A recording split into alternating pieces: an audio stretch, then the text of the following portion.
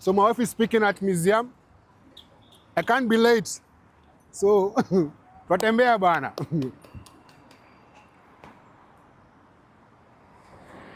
This is Nairobi River. Ruto promised us very soon we'll be fishing here.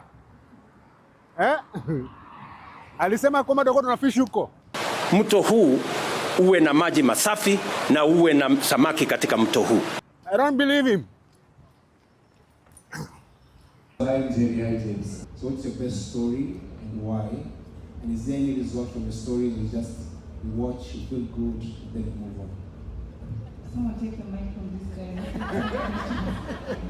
The stories I have told, people have been arrested and sentenced to long term.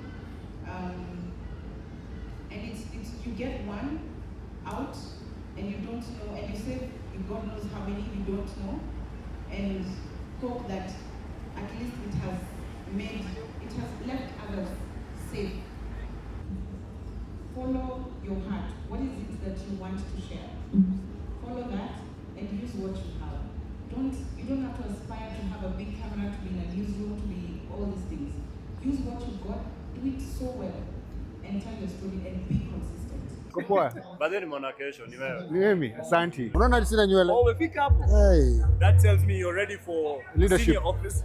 Okay, I'm voting for you. Okay. Yeah. But kura yangu siri yangu. Hapana, hapa kuna siri. Yeah. You good? I'm good. Boni. Manase.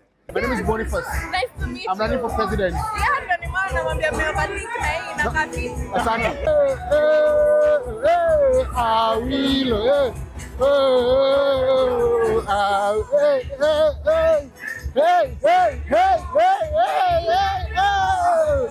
Basi mimi niko na kura.